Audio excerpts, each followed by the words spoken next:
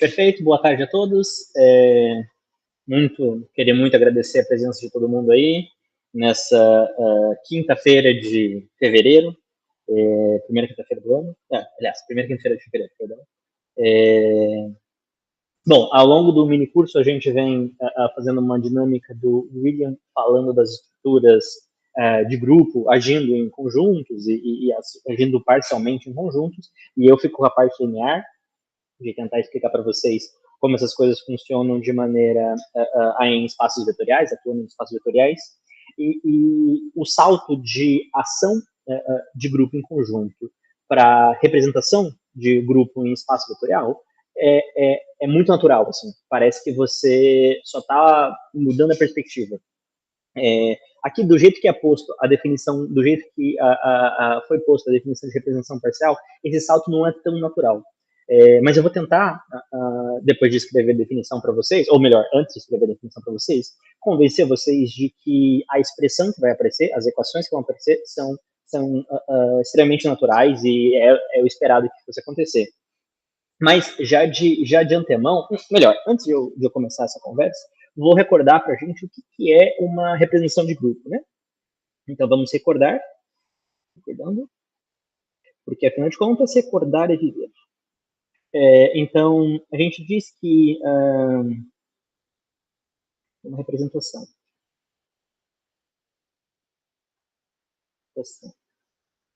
do grupo G. G é um par. V, eu usei φ, eu acho, né? Não me lembro qual letra eu usei ontem. Vou manter φ. É um par onde V é um espaço vetorial.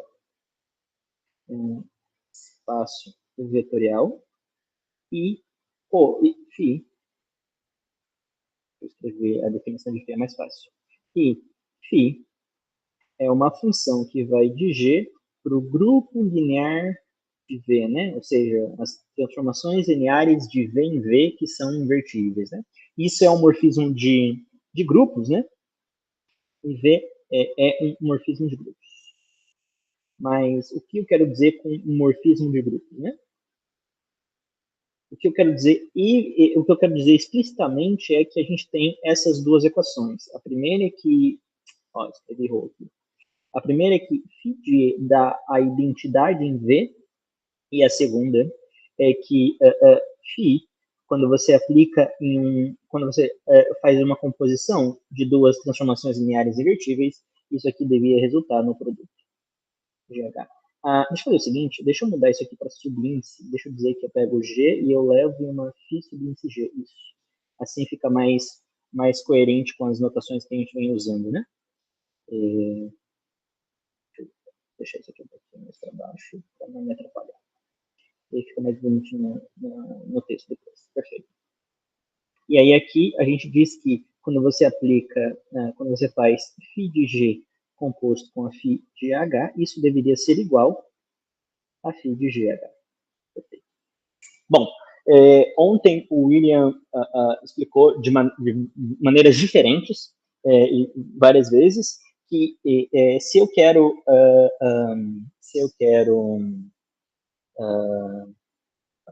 parcializar essa expressão, se eu quero parcializar aquela noção de ação, o que a gente deveria mudar, a equação que a gente deveria enfraquecer, deveria ser essa. E aí, para o termo... deixa eu mudar essa cor aqui, botar ela azul. Para o termo de conjuntos, enfraquecer essa equação significa pegar morfismos que não são definidos no todo. E aí o William tinha a preocupação de dizer, olha, a gente troca essa igualdade por uma espécie de inclusão com a ideia de que a função que está deste lado é uma extensão dessa função sempre que fizer sentido. Então, toda vez que você pode compor essa composição, toda vez que essa composição que está do lado esquerdo existe, ela deve coincidir com a aplicação φ do produto. Deveria ser essa noção, né? Então, o jeito que a gente trata disso em conjuntos é pensar em funções que estão parcialmente definidas. O problema disso em espaço vetorial é que toda função que você... vamos lá, o que seria os pedaços de um espaço vetorial? Naturalmente, seria pedir subespaço, né? Então, vou chamar isso de, entre aspas, tentativa de parcializar.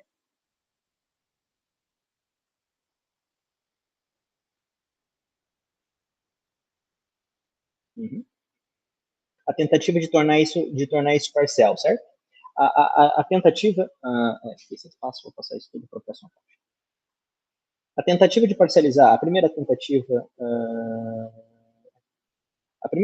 de parcializar seria definir essa função em subespaços.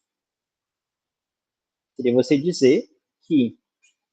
Bom, então um jeito seria pensar que para todo gzinho em G, a nossa função φ de G seria definido não mais no espaço vetorial todo, mas em um subespaço. E aí eu vou usar a notação W para subespaço, porque usar D para subespaço me gera um pouco de gastura. Assim. Eu não gosto muito de usar letras A, B, C, D para subespaço, mas enfim, se você preferir, tá tudo bem, não tem problema. Eu gosto de usar W, enfim, deve ser coisa de problemas psicológicos. Mas o que eu vou usar aqui vai ser W, e aí a gente colocava um subíndice, né? A gente colocava um subíndice nesse W, a gente colocava um tipo G-1, um G-1 aqui, e aqui W de G. A gente pensa mais ou menos numa função parcialmente definida. Bom, o problema disso, quer dizer, não é bem um problema, né? Mas o ponto é que a gente está num espaço vetorial. E aí, toda função que é definida em um subespaço, dentro de um espaço vetorial, pode ser estendida de maneira tranquila. Para fazer isso, basta você escrever, então, podemos, eu vou tentar não utilizar a palavra globalizar, mas eu vou dizer, podemos definir φ como uma função, como uma transformação linear, desculpa, como uma transformação linear do espaço todo. Beleza. E aí, ao invés de pensar, certo, como é que a gente faz isso, né? Como é que a gente faz isso? A gente faz isso de uma forma relativamente natural. Então, o que você faz? Você pega V, e aí você escreve isso como sendo G-1, e aí você encontra um complemento para ele. Isso sempre existe, tá? Para qualquer subespaço vetorial, você sempre consegue um complemento. É fácil você pensar nisso, né? Pensa no espaço vetorial R3 aqui, ó. Pensa no R3. Imagina que eu pensei no plano aqui, ó, para ser o meu WG-1. Basta você pegar qualquer vetor. Deixa eu usar outra coisinha aqui. Uhum. Basta você pegar qualquer vetorzinho que não está contido dentro do plano e pronto.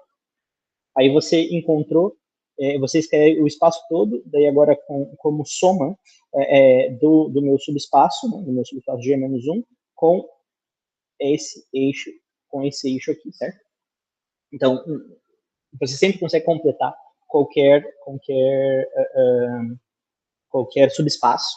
Pega um subespaço, você sempre consegue pensar em, bom, pega um subespaço, pega um vetorzinho que está fora desse subespaço, aí você aumenta o seu subespaço para um pouquinho maior. Se ainda não chegou lá, você consegue fazer isso iteradamente.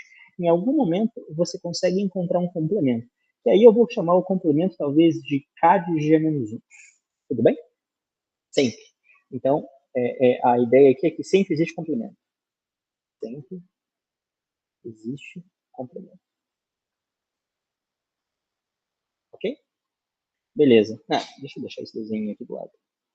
E aí, esse cara aqui eu vou chamar de KG na menos 1. Então, esse é o problema, assim, não é um problema, né? Mas essa é a dificuldade de usar a definição que a gente usou aqui em cima, de pensar em transformações lineares definidas em subespaço, que elas naturalmente se estendem, naturalmente são estendíveis para o espaço todo.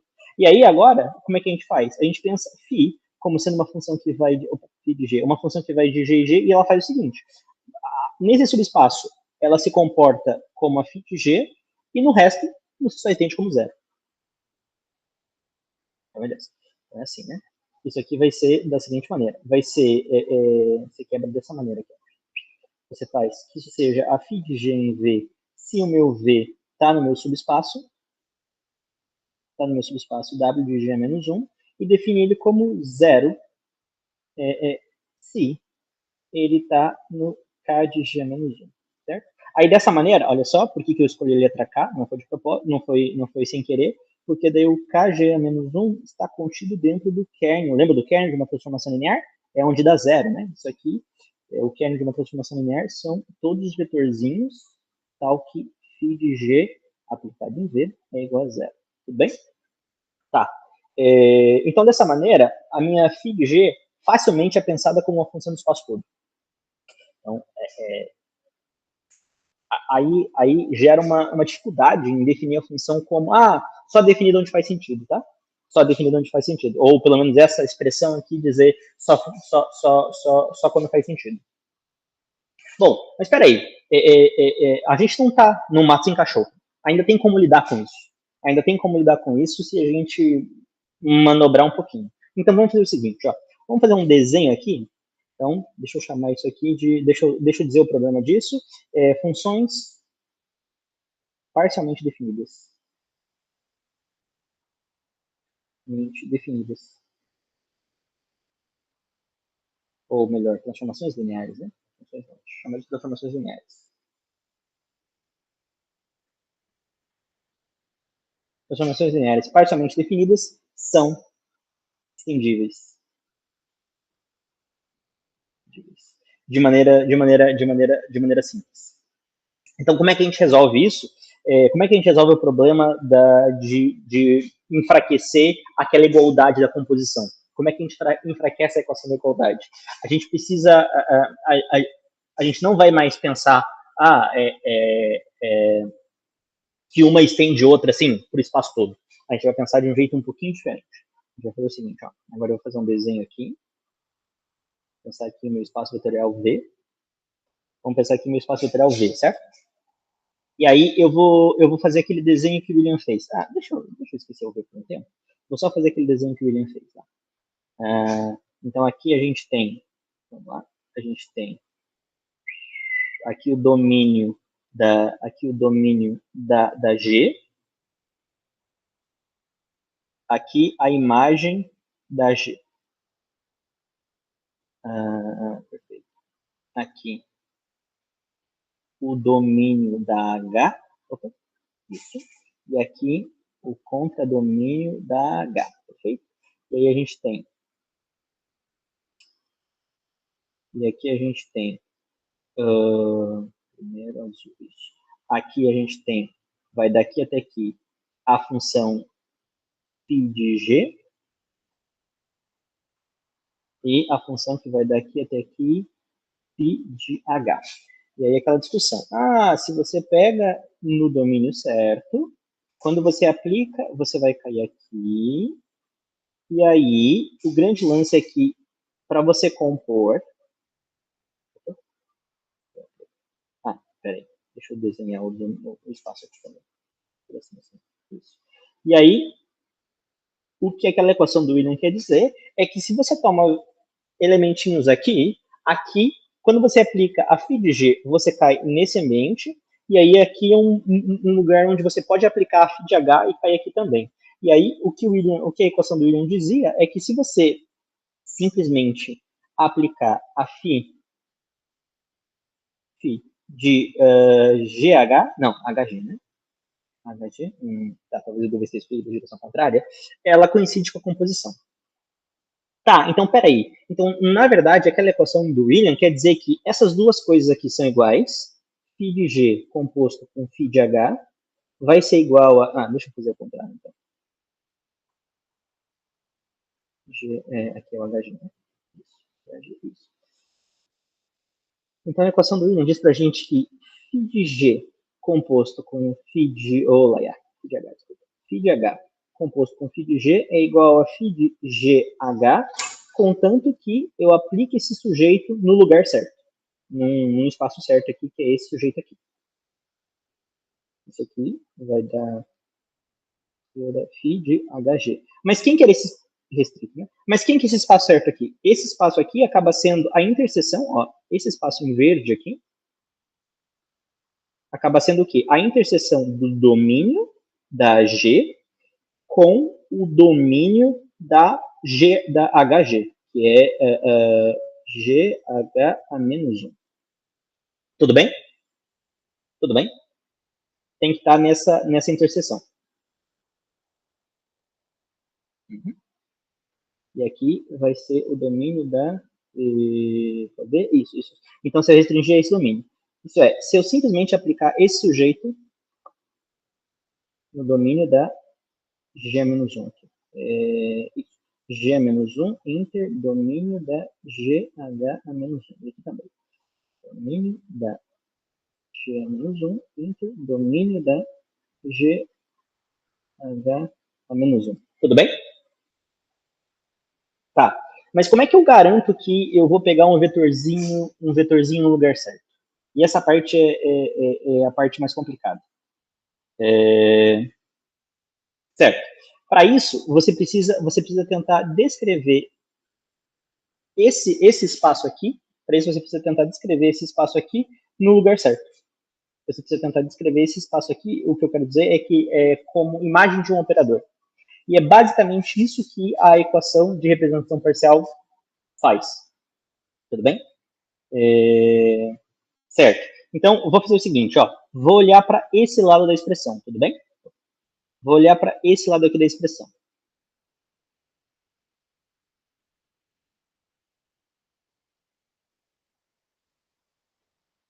Vou olhar para esse lado aqui da expressão.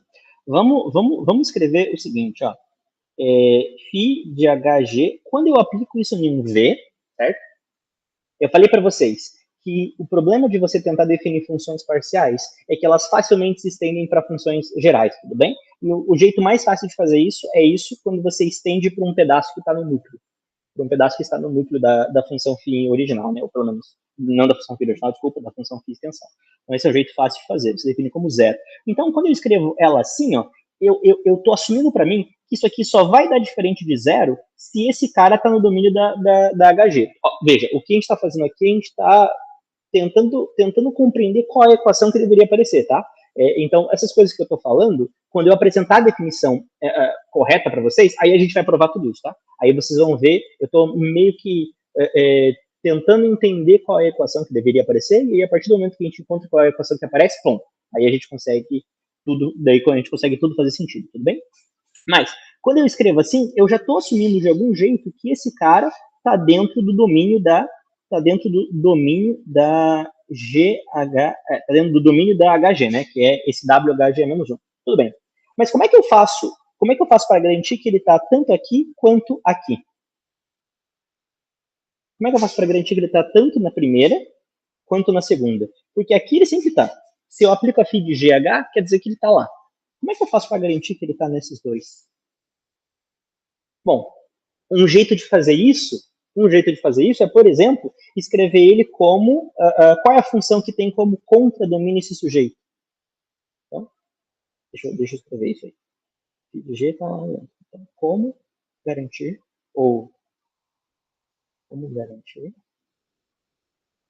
que V pertence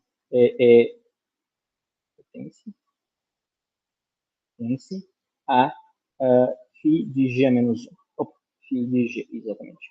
Eu acho que eu escrevi errado. Não, exatamente. Φ de G menos 1 pertence ao domínio da outra. Como é que eu faço para garantir isso? Bom, para fazer isso, você escreve o jeito que eles encontraram, né, o jeito que a gente encontrou de resolver esse problema é o seguinte. Eu vou assumir que esse cara vai estar, veja, se esse sujeito aqui é o domínio da φ de G, quem que é esse cara aqui? Isso. É o domínio da φ de G. Isso. Exatamente. Esse cara é o domínio da φ de G. Então, quer dizer que a φ de G faz isso, né? Pega esse cara e leva para cá. Agora, quem que é o sujeito que faz o caminho contrário? Quem que é o sujeito que faz o caminho contrário? O sujeito que faz o caminho contrário é a φ de G a menos 1. Tudo bem? Φ de G menos 1 faz o caminho contrário. Então para eu garantir que esse cara aqui pertence a esse espaço, eu posso, por exemplo, fingir que esse cara é a φ de G a menos 1 de algum elemento U. Se eu pedir isso, aí tá tudo bem. Aí eu consigo garantir que eu estou aplicando que eu estou aplicando a φ do produto no lugar certo, para que ela possa abrir para o produto, para a composição, desculpa. Então, por exemplo, a gente poderia pensar, então, vou dizer como é que a gente resolve esse problema, né? Então, podemos compreender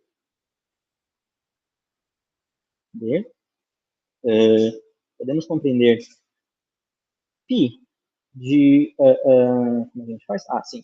Φ de G composto com φ de H sendo estendível para φ de GH, vamos compreender essa equação desta forma. A gente faz o seguinte, a gente aplica φ de GH composto com φ de... Peraí. Eu acho que eu inverti em algum momento as setas, né? Não, tá certinho. Eu inverti aqui embaixo. HG. Isso. Pode escrever isso aqui como sendo φ de HG composto com G menos 1. E aí, quando eu pego esse cara e eu aplico em um Vzinho, pronto. Agora eu sei que essa expressão caiu no lugar certo. E se essa expressão caiu no... Desculpa, deixa eu dizer o que eu sei que caiu no lugar certo, né? Eu sei que...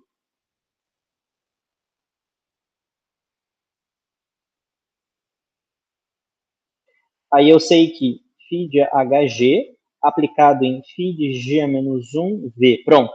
Aí eu sei que esse sujeito aqui... deixa eu fazer em verde, vai. É tudo em verde, né? Aí eu sei que esse cara mora no lugar certo. Mora no lugar certo para dizer que eu posso compor as duas coisas e que coincide com esse sujeito. Para dizer que... então, deixa eu passar toda essa frase para outra página.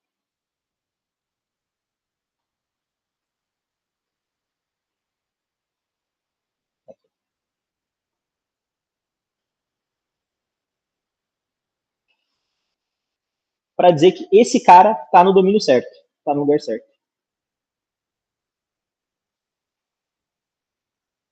E como ele está no lugar certo, então isso aqui é a composição.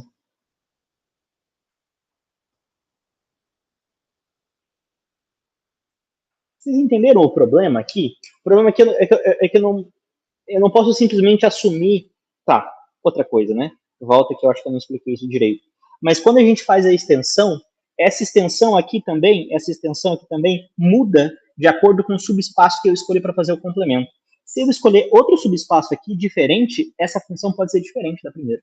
Entende? Então, se eu quisesse falar de uma função parcialmente definida, ela se estende de maneira fácil, mas o problema disso é que cada pessoa podia estender ela de uma maneira diferente e encontrar condições diferentes. Então, ou pelo menos, esse poderia ser um problema, né? Então, para resolver isso, a gente troca pensar em funções que são parcialmente definidas por funções que são globalmente definidas, são definidas do espaço todo, e aí, para a gente continuar tendo a parcialidade de restringir essa equação aqui, de reduzir ela, para a gente ter ainda essa possibilidade, a gente pede que o vetorzinho V esteja no lugar certo.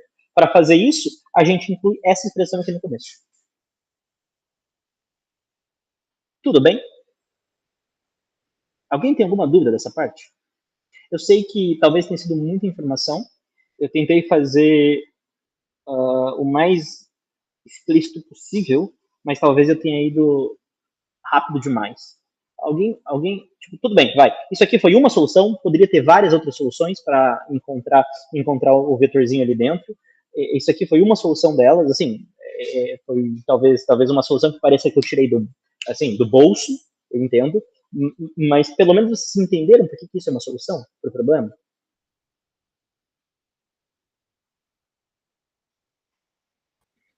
Sim, Arthur. Tá legal. Perfeito. Sim, senhor. Perfeito. Então, vou continuar e agora sim eu vou escrever a definição, tudo bem? A definição de uma representação parcial e vocês vão ver que além dessa equação a gente tem uma outra, tudo bem? Então, eu vou fazer isso, deixa eu ver. Tem espaço suficiente, perfeito. Então, esse começo aí, esse preâmbulo aí, só foi para vocês entenderem por que a expressão que vai aparecer, tudo bem?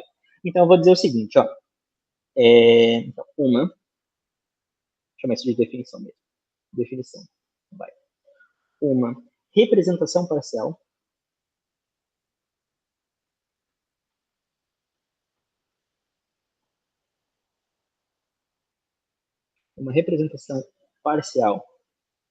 de G. E aqui a gente muda um pouco o jeito que a gente chama, a gente não diz mais que você está fazendo uma representação parcial no espaço vetorial, mas sim no espaço dos endomorfismos. Oi? O quê? Ah, tá. Das transformações lineares que vão de V em V, lembra disso? A gente falou disso ontem, quando a gente falou da GL, né? O GL é um subespaço desse cara aqui. Esse cara aqui é o espaço das transformações lineares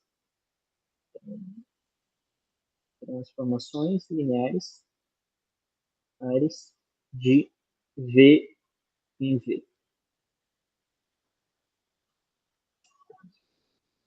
V em V. Perfeito. É o conjunto das transformações lineares de V em V. Então, uma representação parcial de G em end de V é uma função. E aqui o William usa θ, né? Normalmente, na literatura de representações parciais, você vai usar o símbolo π. Então, eu vou usar o π, mas saiba que a ideia é a mesma do que o William fez ontem, tá? Então, eu vou usar π, que vai de G para end V, tá? Tá ok? Então, vai. A primeira coisa que eu quero que aconteça é a mesma, tá? A primeira coisa que eu quero que aconteça é a mesma. Deixa eu usar essa. Tá, então, π do trivial, eu quero que seja a identidade de V. É o seguinte, como eu vou aplicar isso várias vezes, deixa eu usar o subíndice aqui, mas saiba que na literatura mesmo, a gente não usa desse jeito, a gente não denota o cara com subíndice, a gente denota isso aqui. Mas como em algum momento eu vou aplicar isso em vetor, aí eu achei que ia ficar confuso eu fazer assim, eu vou só usar um subíndice. Vou só usar o subíndice. Tá. A segunda condição, e aqui começa a novidade, é aquela que a gente escreveu há pouco, π de H composto com π de G composto com π de G a menos 1. Ah, deixa eu escrever que isso aqui faz aquilo, né? É melhor. Deixa eu dar um espacinho nisso aqui. Pode ser. E aí, isso aqui eu coloco centralizado, e aí eu digo que pega um elementinho de G e leva em π subíndice G, que vai de V em V. Tá. Deixa eu aqui.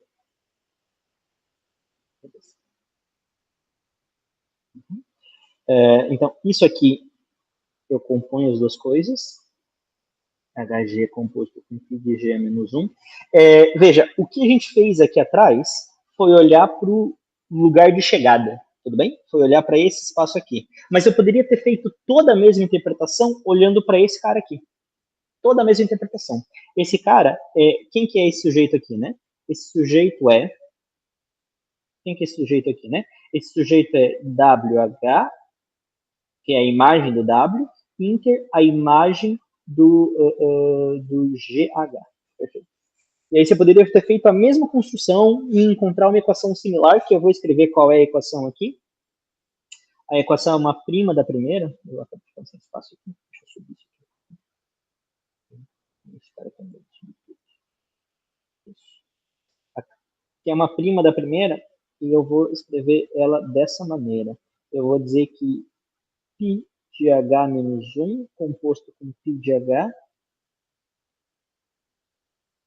composto com π de G, vai ser igual a π de H menos 1, composto com π de HG. Então, para a gente restringir aquela equação, para a gente escrever essa contenção aqui, para dizer que uma ação está dentro da outra, a gente pode lidar com isso de duas maneiras diferentes, para funções que são globalmente definidas, né? Ou a gente fala, bom, essa coisa funciona quando você olha para o subespaço certo, e olhar para o subespaço certo significa colocar esse π de G menos 1 aqui, ou elas coincidem quando os vetores caem no subespaço certo. E cair no subespaço certo significa colocar essa expressão aqui. Tudo bem? É a mesma ideia. Bom, então, no geral, a gente vai ver... Essa é a definição de uma representação parcial, tá? Deixa eu só dizer que... Então, a gente diz assim, né? Se V é um subespaço... Eu já volto para a definição da representação parcial. É um espaço vetorial. Tá ok.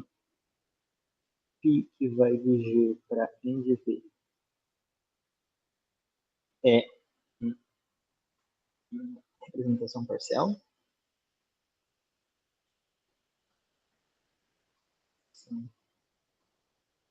Parcial. Então, dizemos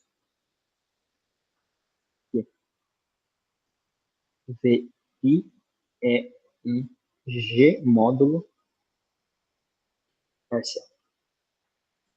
Beleza. Então, isso aqui é um G módulo parcial. Ok. Agora, isso aqui deveria estar na mesma página do outro. Tudo bem. É um G módulo parcial. Então, agora que eu já falei o que é um G módulo parcial, bom, é assim que você define uma representação parcial. Vamos falar um pouco dessa definição aqui. Veja, no caso de grupos, no caso de representação de grupos, a graça da coisa é que quando você pega dois elementinhos aqui, multiplica e aplica a φ para lá, isso aqui é igual a multiplicar lá primeiro. Desculpa. Isso aqui é igual a aplicar as φs no Gs e depois multiplicar dentro do espaço das transformações lineares. Lembra que multiplicar dentro do espaço das transformações lineares é compor, né? Então, isso significa que aquele morfismo da representação parcial, a φ aqui, ó, a φ, ela é multiplicativa, né? É isso que diz essa expressão aqui. Ela é multiplicativa. Já essas duas equações aqui, ó, ela não é bem multiplicativa. Vocês entendem? Ela é multiplicativa em contextos.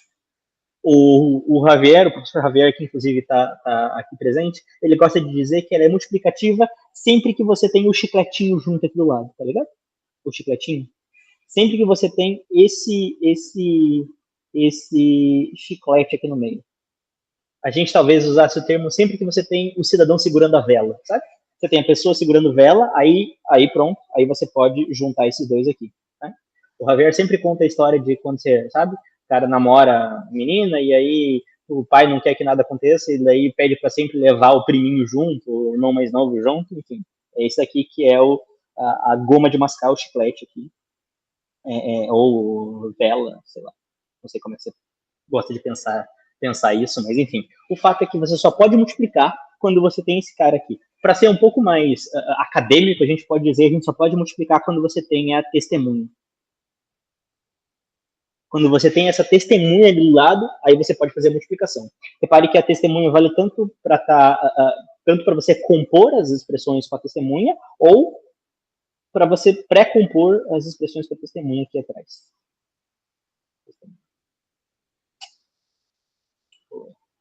Meu tablet não pegou.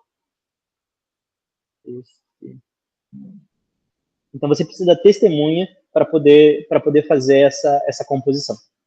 Tudo bem? Você sempre precisa dessa testemunha. Alguma pergunta com relação a essa definição maluca? Ou torna viável, né? Como? Ou torna viável, né? Se torna viável a composição? Isso. Sim, então, de novo, esse é o problema dessas funções aqui. Quando a gente falava de funções definidas em conjuntos, você tinha momentos onde essa composição não estava definida. Aqui não. Aqui essa composição está sempre definida. Essa composição aqui, deixa eu grifar ela, deixa eu escrever ela no azul aqui. Tá, vamos fazer o seguinte. Eu vou copiar essa definição e colocar na próxima folha, e aí eu tenho mais espaço. Não gostei de ter pouco espaço aqui. Copiar. Uhum. E aí a gente faz uma maracutaia aqui. Peraí. Eu vou trocar de ordem essas duas. Perfeito. E eu coloco aqui. Uhum. O grande problema, a grande dificuldade aqui de novo, tá? Isso não é uma dificuldade, tá? É o contexto da teoria. O grande ponto é que essa composição aqui, pelo menos do jeito que a gente definiu, está sempre definida. Você sempre pode aplicar π de G e depois π de H. Não tem nenhum problema com isso. O grande lance é que ela vai ser igual a π de HG só quando você estiver aplicando ela no lugar certo. Esse é o lance. Essa é a diferença, entende? Você sempre pode compor essas duas coisas aqui. Isso aqui, e isso é diferente da teoria que o William apresentou para a gente ontem, isso aqui está sempre definido. Então, Arthur, seria como se fosse bem definido para aquilo que a gente quer, né? Perfeito. Perfeito. Né? Bem definido para aquilo que a gente quer. É como você falou, está sendo bem definido. Mas para aquilo que a gente quer, necessita desse, vamos lá, desse elemento que viabiliza essa definido para aquilo que a gente quer, né? Perfeito, Cláudio. Pensando desse jeito, tá ótimo. Existir não garante que vai dar a resposta que a gente que esperava, né? Isso. Exatamente. Na verdade, a gente está fazendo a preparação do terreno todo aí para que isso ocorra. Né? Isso. Exatamente. Exatamente isso. Ela está sempre definida, mas para o que a gente quer, a gente precisa que esse cara esteja do lado para viabilizar tudo, tá? É verdade. Tá. Então, eu posso começar com exemplos, e aí eu vou fazer 2 exemplos que são... Mas dessa vez eu vou ficar indo e voltando, tá? Então eu vou fazer 2 exemplos e depois eu vou voltar um pouco mais para a teoria geral. Então, Arthur, eu vou começar... só uma dúvida, e o caso da representação da parcial bater com a que a gente conhece? Isso, esse é o primeiro exemplo. Desculpa. Esse é o primeiro exemplo. E aí depois eu vou apresentar uma preposição que mostra quando que as duas coisas são iguais, tá? Então, esse é o primeiro exemplo. Eu vou chamar ele de exemplo 0, porque é um exemplo que não diz nada, né? Mas, enfim, só para dizer que não estamos lidando com a teoria vazia, que é se V φ é uma representação, e agora eu vou usar o termo, é um Gmodo, vou usar. Vou usar representação mesmo. É uma representação. E aqui eu vou usar explicar que é a representação global, tá? No sentido que eu apresentei, no sentido clássico da teoria, da teoria que eu apresentei terça-feira, tá? Então, se você vê uma representação global de G, então, a mesma coisa, Vφ é uma representação parcial. E aqui, parcial mesmo. Parcial de G. Claro, porque eu estou dizendo que essa expressão π subíndice G é multiplicativa quando eu tenho uma testemunha. Mas se ela já é multiplicativa para começo de conversa, ter a testemunha do lado ou não importa.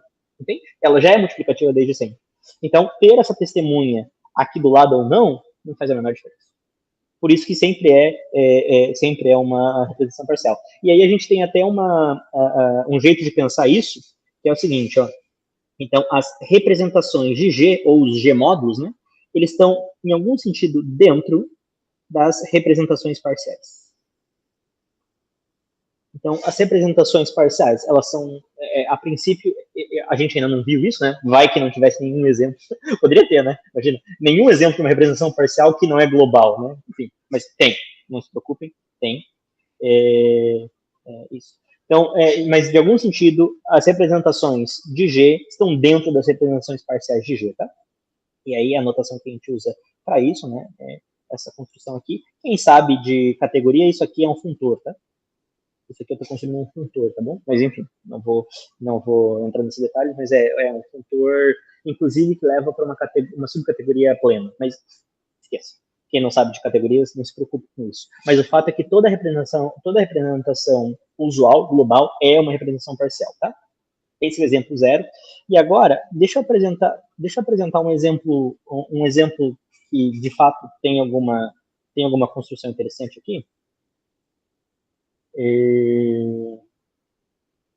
Isso. E ele vai ser uma brincadeira, aquela que o William fez na aula passada. E o exemplo vamos construir uma representação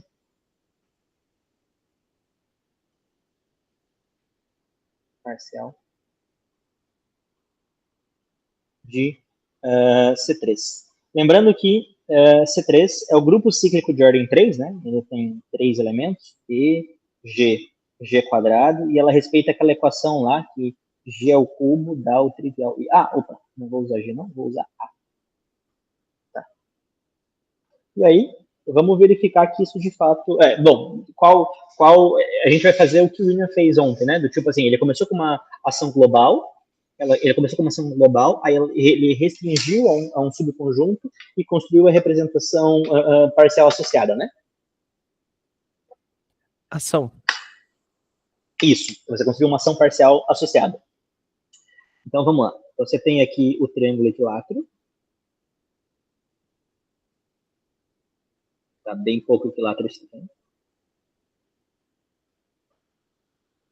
Tá mais equilátero. Ainda assim, não muito, né? 2, 3, perfeito. Aí aqui a gente vai pensar que A gira no sentido anti-horário, 120 graus. Tá? A gente já construiu a gente construiu, eu acho que sim, né? Não me lembro agora se eu fiz esse exemplo, mas de maneira, certo, deixa eu dizer o que A ao quadrado faz, né? Mas A ao quadrado pula 2, né? Ao invés de você mandar o 3 para o 1, você gira 2 vezes, então você manda o 3 direto para o 2. Eu, às vezes, gosto de escrever ao contrário. Eu vou fazer isso. Aqui faz o A ao quadrado. Aí, aqui faz o A ao quadrado e aqui faz o A ao quadrado. Perfeito? Então, vamos lá. O William fez uma restrição para construir uma ação parcial desse cara, né? Vocês lembram como é que era? A parcialização, deixa eu chamar isso aqui de restrição. A restrição que ele fez, você escolhia, lembra? Ao invés de você escolher o terceiro vértice, ao invés de você incluir o terceiro vértice, você só pensa nos dois, nos dois primeiros. Isso. Acho que ele fez assim. 1, 2, e aí aqui ele completava com pontilhadinho, né? Eu deixava pontilhadinho aqui. Isso. E aí, desse jeito, a gente vê que, veja bem o que acontece, né? O A vai levar o 1 no 2. Perfeito. Mas o A não vai conseguir ser aplicado no 2, né? No 2 ele não funciona. Quando você vai tentar aplicar o A no 2, cai fora do teu conjunto, então a gente diz que ele não está definido. Em compensação, o A quadrado pode ser definido no 2 e vai te levar para o 1. Mas você não pode aplicar o A quadrado no 1, porque ele cairia fora, né? Então, o teu conjunto seria esse, né? Então, a grosso modo, a gente poderia ter um desenho um pouco mais... Deixa eu dizer que isso aqui é equivalente a você pensar no conjunto assim. Que vai de 1 para 2. E aí, repara que o A faz isso. Pega do 1 e leva para o 2. E o A quadrado faz isso. Pega do 2 e leva para o 1. Mas se você quiser aplicar A no 2, mas se você quiser aplicar A no 2, não te leva a lugar nenhum. Então, para a gente, ontem, a gente dizia simplesmente isso não está bem definido. E se você quisesse aplicar o A quadrado no 1, não tem nada, isso também não está bem definido, certo? Perfeito. Vamos fazer o processo de globalizar essa ação. A gente fez isso, a gente fez uns exemplos desse ontem, né? Então, perdão, linearizar, né? Então, eu vou linearizar aqui, né? Linearizando o exemplo.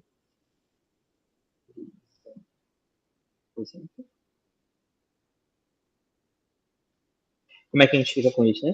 A gente tem, então, um espaço vetorial aqui, 3 pontos. Então, eu vou usar um espaço vetorial de 3 pontos. Podemos pensar no teu R3. Então, eu vou fazer o seguinte, ó, eu vou deixar aqui o I, aqui o J e aqui o K. É possível fazer assim? Deixa eu pensar. Né? Sim, é possível. Aí, vamos lá. Aí, o meu Azinho leva daqui para cá, A, leva daqui para cá, A, e leva daqui para cá, A. Então, vou fazer o seguinte, vou já escrever aqui o que o A quadrado faz, e aí depois a gente escreve a matriz desses caras. A quadrado, A quadrado, A quadrado, né? Então, aqui a gente tem uma representação global, aqui a gente tem a representação global, representação global. Global. Isso. Como é que é, né? Vou chamar ela de φ. Vai de C3 para GLR3. E aí eu vou escrever as matrizes, tá? Então vamos lá. Então eu pego o Azinho e eu levo. Vou dizer que eu pego o Gzinho e eu levo para φ de G. Acho que é melhor eu escrever aqui embaixo o que é a matriz de cada uma, né? Então vamos lá. Então, primeiro eu vou fazer a matriz da identidade. Bom, a matriz do trivial é sempre a identidade de R3, então vai ser 1, 0, 0, 0, 1, 0, 0, 0, 1. Perfeito. Além dessa, a gente tem a matriz do A, então, φ de A, e essa aqui vai ser, veja, eu vou pegar o primeiro vetor, o I, e levar para a posição 2. Então, ele faz 0, 1. Eu pego o vetor da posição 2 e eu levo para a posição 3. Então, ele pega assim, e o último leva para a primeira. Esse cara aqui. E a φ de A ao quadrado é a mesma coisa de φ de A ao quadrado, que é igual, a gente fez essa conta, né? Que é igual, eu pego então o primeiro vetor e eu levo no terceiro agora, né? Eu pego o vetor x, o vetor y, e eu levo ele no vetor da direção z. 0, 0, 1.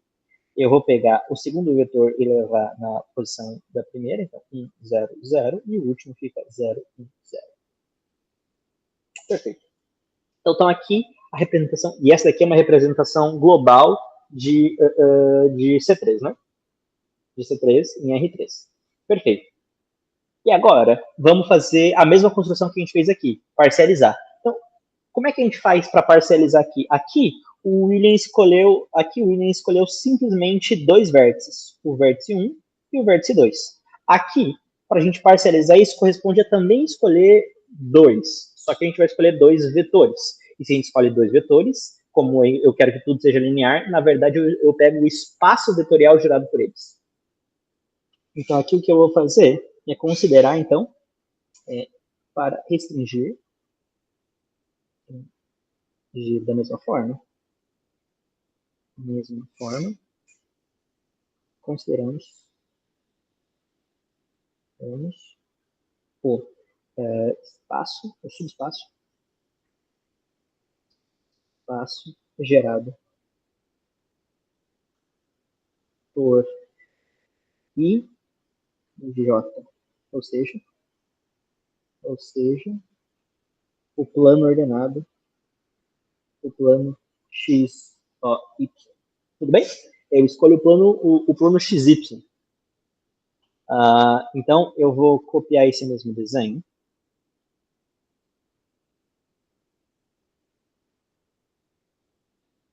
Eu vou fazer igual o William fez ontem.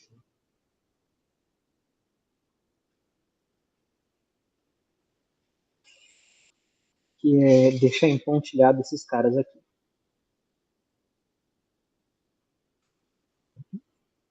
Aqui vai ficar cara pago, cara pago também. Então aqui vai ficar pontilhadinho.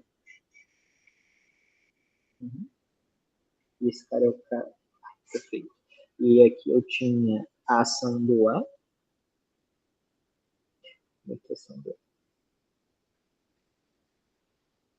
Aqui eu tinha a ação do A ao quadrado.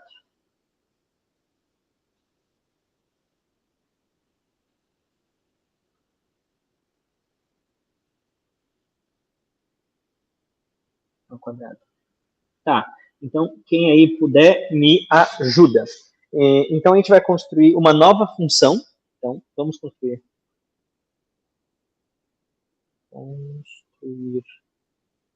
uma nova função. Mas dessa vez, a π não vai mais de C3 para GLR3, certo? Não vai mais para esse cara. Onde que ela vai cair? A minha nova função não vai mais cair aqui, ela vai cair na real. Ela vai cair na real no espaço das transformações lineares de... vou ficar sem espaço, né? Ela vai cair no espaço das transformações lineares de x, o, y. Do espaço gerado por x, y. Se você quiser, você pode trocar ali para R2. Não tem absolutamente nenhum problema, tá? Você pode identificar isso aí com R2. Eu vou fazer, inclusive, no final. E aí eu vou pegar aqui um elementinho G do grupo e eu vou levar para uma transformação linear que vai de x, o, y para x, o, y. Para x, o, y. Tudo bem? Vamos tentar escrever essas matrizes, então? Veja, elas só estão definidas em x ou y, tá? Então, a gente pode pensar que elas são matrizes 2 por 2. Aqui a gente já vai fazer a identificação delas com R2, tá? A gente já vai fazer a identificação delas com R2. Vou fazer o seguinte, vou refazer esse desenho aqui nesse lado, e aí a gente vai fazer essa mesma construçãozinha aqui, tudo bem? Então, vai ser assim. Eu vou fazer o seguinte, eu vou pegar esse sujeito aqui. Agora eu percebi meu problema, né? Eu acho que eu troquei a direção das coisas, né? Porque se eu só girar isso aqui vai ficar ruim, né? Se eu só girar assim vai ficar ruim, né? Porque a gente não gosta de pensar no X. Não, tá certinho. Assim funciona. Perfeito. Então, o que eu vou fazer é, eu vou reescrever esse desenho dessa maneira aqui. Ó.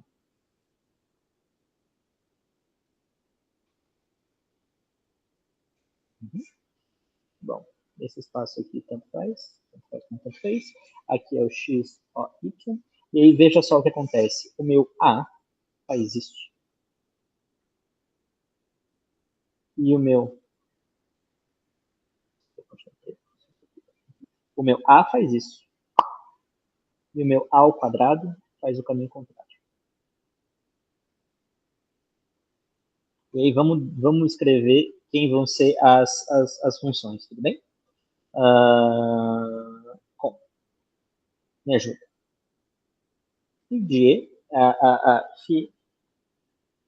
Φg vai corresponder a qual matriz? Veja, quando eu identifico ela desse jeito, eu posso pensar que eu estou só falando de R2 aqui no final. Então, esse cara é simplesmente 1, 0, 0, 1. Tudo bem? Φ de A. Quem que é esse cara? Ó?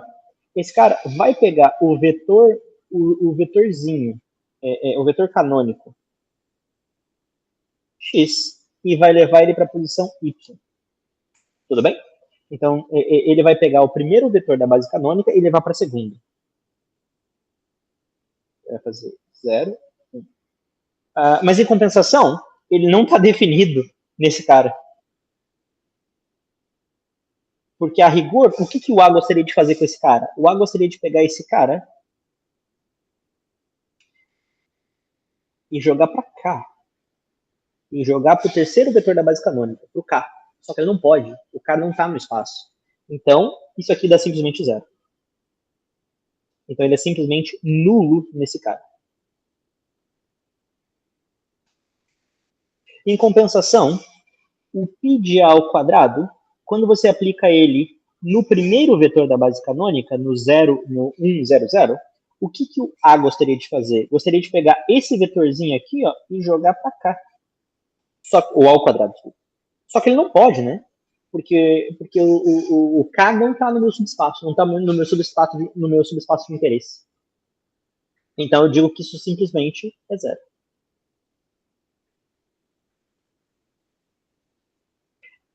Já em compensação, o A pega o meu vetor J e leva para a posição I. Exatamente. Então ele faz 0, 1, e é isso. E isso representa, isso é uma representação parcial. Deixa eu dizer. E isto define. O segundo define uma. Então seria 1, 0. Hã? Sim, 1, 0. Uhum, é isso mesmo. Obrigado, Will. Isso define uma representação. Samuel, era isso também? Era isso. Obrigado. Isso define uma representação parcial. Precisa verificar isso, né? Isso. Olha o que eu fiz.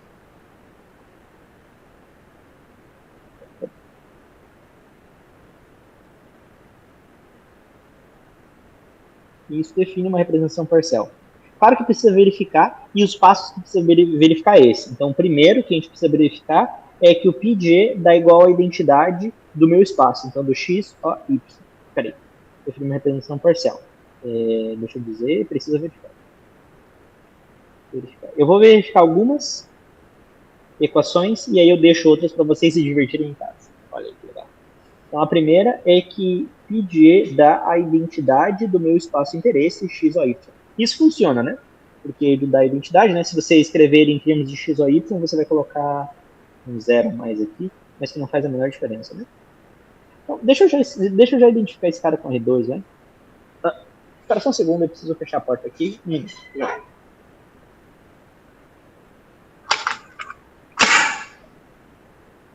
Pronto, perdão. Identidade de O3, esse cara automaticamente verificado, pela definição da coisa. O segundo é aquele assim, que GH π de G é menos 1, corresponde a π de HG π de G é menos 1. Beleza? E o terceiro é π de H menos 1 π de H π de G corresponde a π de H menos 1 π de HG.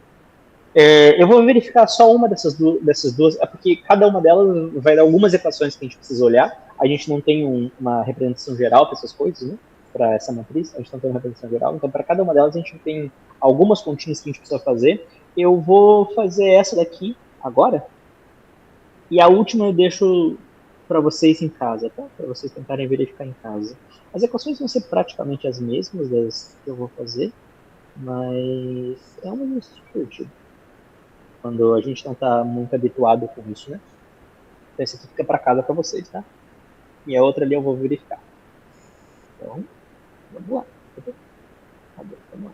Então, é π de G, π de H, composto com π de G, composto com π de G menos 1. Isso aqui dá π de HG, composto com π de G menos 1. Então, vamos por partes.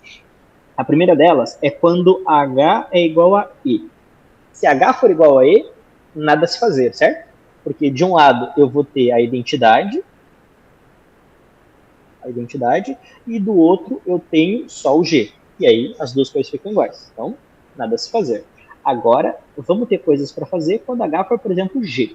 Se H for G, aí a gente precisa... Opa, G não. Perdão.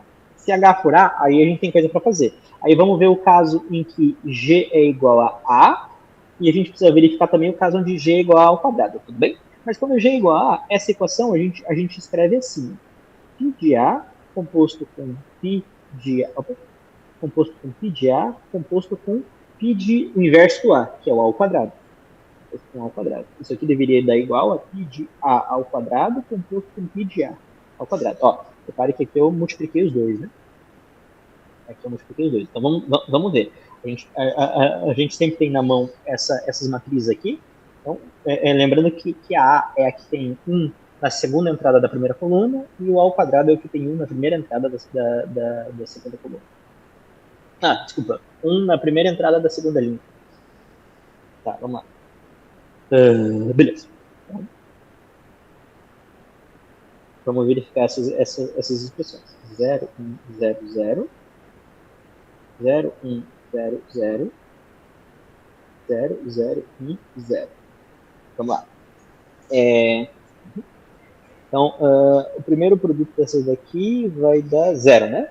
Porque isso. Então, essa aqui vai dar a matriz nula. Vai dar 0.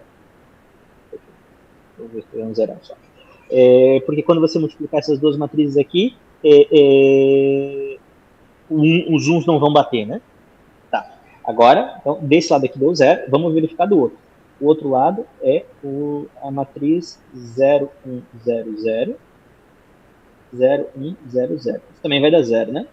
Sim, isso também vai dar 0. Perfeito. Então, essa equação, check. Vamos para a próxima. Quando H ainda é A, mas quando G é igual a ao quadrado. Tudo bem? Aí a nossa equação vai ficar π de A composto com π de A ao quadrado composto com π de A de volta, porque o inverso do A ao quadrado é A, né? Isso aqui, aí eu multiplico essas duas entradas, isso aqui vai dar simplesmente π de E composto com π de A. Opa, mas esse cara é identidade, então isso aqui deveria dar simplesmente π de A. Vamos verificar isso, né? Então vamos lá. Então, para verificar, eu vou pegar o π de A, que é 0, 1, 0, 0, composto com A ao quadrado, composto com A ao quadrado, que é 0, 0, 1, 0. Tô certo isso? Tô certo isso. E aí, A de volta, que é 0, 1, 0, 0. Perfeito. Aí, quando você realiza essa multiplicação, você vai ver que você vai ter essa matriz aqui, 0, 1, 0, 0, tá certo? Blá, blá, blá, blá. Perfeito. Multiplicado por essa matriz aqui, 0, 1, 0, 0. Tá. E aí, aqui vai dar... Peraí, eu fiz certo essa multiplicação? Esse, tá? Esse, tá? Esse, tá? Aí... Ah, não, eu errei, né? Isso aqui deve dar uma... Blau, blau. Blau, blau. Isso, pronto, agora tá certo. E quando você multiplica aqui, vai dar 0, 0, e aí vai dar 1, 0. Opa! Deu essa matriz que é exatamente π de A, né? Exatamente π de A. Então essa também é verificada. Beleza. Agora terminamos o caso quando H é igual a A. Agora a gente tem que fazer H igual a A ao quadrado. E eu estou começando a ficar cansado dessas continhas já. A ao quadrado e G igual a A. Beleza? Nesse caso, como é que fica essa equação? Fica assim, né? Fica π de A ao quadrado composto com π de A composto com π de A ao quadrado, que é a inversa de A, né? A inversa de A é ao quadrado. Isso aqui deveria ser igual a π de... Aí eu multiplico esses dois, A ao quadrado vezes A, que dá a identidade, então isso aqui dá simplesmente π de A ao quadrado. Opa! Tá. Essa é uma equivalente a essa daqui, né? Parecida com essa aqui. Então vamos ver como é que isso aqui... Como é que vai dar isso aqui? Isso aqui vai ser A ao quadrado, 0, 1, 0, 0, A, 0, 1, 0, 0, 0, 1, 0, 0. Perfeito. Eu tenho a sensação de que é só aplicar a transposta em algum lugar esperto, né? Talvez seja só aplicar a transposta em toda essa equação aqui. É isso, né? A transposta inverte, transpõe, transpõe. Ah, é verdade. É simplesmente olhar essa equação. Opa, desculpa. É simplesmente olhar essa equação de cima aqui e aplicar a transposta, né? Lembrando que AB transposta é a mesma coisa que B transposta A transposta, né? Tá. Então tudo se resolve e vai dar igual ao outro lado transposto. Perfeito. Então essa equação aqui, vou dizer direto, tá? Que vai ser igual a essa daqui, sem ter que fazer conta. Check. E aí, a última, quando H é igual a A e G é igual a ao quadrado, olha como é que vai ficar. Vai ficar π de A composto com π de A ao quadrado composto com π de A ao quadrado. Isso aqui deveria ser igual a multiplicar esses dois. Opa, desculpa. É a inversa de A ao quadrado, é isso. Que é π de A, né? Ah, não. Essa aqui eu já verifiquei. Desculpa. Essa aqui. Isso. Π de A ao quadrado, isso. E o outro lado, isso aqui deveria ser igual a multiplicar essas duas, então ao quadrado com ao quadrado dá π de A, né? π de A composto com π de A. Opa, mas a gente já fez isso aqui em cima, a gente viu que os dois lados deram zero, né? Quando a gente multiplicou essas duas primeiras, a gente viu que deu zero, e quando a gente multiplicou essas duas aqui, a gente viu que deu zero. Então esse cara também é verificado porque dá zero dos dois lados. Eu fiz a primeira, então essa aqui tá double check. Agora, o trabalho de vocês é verificar essa depois, mas vocês vão ver que vai dar, se não a mesma coisa, a mesma menos de uma transposição. Então, as equações vão ser bem similares, vocês podem tirar direto dessas daqui. Portanto, sim, isso é... Fala. A rigor teria que fazer com neutro também, né? Quando o H é neutro. Sim, mas aí sim. é mais tranquilo porque é a identidade, né? Exatamente. A identidade. Exatamente, Alan, exatamente. Eu teria que tomar o caso onde G é o neutro também. Sim, exatamente. Sim, mas eu não fiz. Bom, perfeito. Mas o fato é que isso, de fato, é uma representação parcial. Isso, de fato, é uma representação parcial. Então, agora que a gente já tem 2 exemplos de representação parcial, deixa eu voltar um pouco para a teoria geral. Então, agora eu gostaria de falar um pouquinho de como encontra. Eu gostaria de falar um pouquinho de, entre aspas aqui, os domínios das PIs de G. E é entre aspas mesmo, porque lembra, a PI de G está definida globalmente, então não é como se ela de fato tivesse um domínio diferente, tá?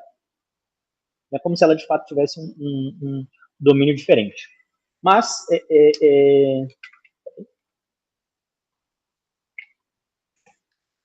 mas isso vai decorrer de uma construção assim. Então, seja PI de G em de V uma representação parcial,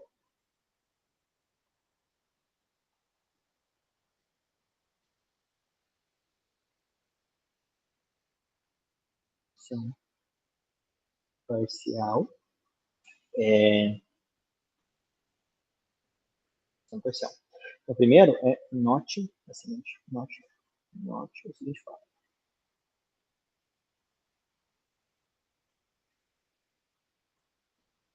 Veja, aquela equação que a gente definiu as representações parciais, essa daqui, que você pode grudar quando você tiver um chicletinho, ela esconde um fato. Eu vou enunciar aqui. Ó. Ela esconde um fato interessante. Vamos fazer o seguinte, vamos pegar a π de G, compor com a π de G a menos 1, e depois compor com a π de G de volta. Porque, veja, a rigor, isso aqui não é identidade, né? Porque eu não posso multiplicar. Eu só posso multiplicar quando eu tenho a testemunha. Então, eu vou lá e vou compor com a π de G aqui. Aí eu tenho a testemunha, né? Porque, veja, a testemunha, essa daqui, né? A testemunha aqui, não, péssima escolha. Vou usar essa caneta aqui. A testemunha aqui, tem que ser referente a esse cara aqui da frente, né? Então, o inverso do G menos 1 é o G. Perfeito. Como quando eu tenho a testemunha assim, olha o que eu posso fazer. Se eu tenho a testemunha ali, eu posso simplesmente compor esses dois sujeitos aqui, e aí eu ganho πg composto com π de G. Opa, mas πg é identidade, então isso aqui deu simplesmente π de G. Tá tudo muito bem, tá tudo muito bom, mas e daí, assim?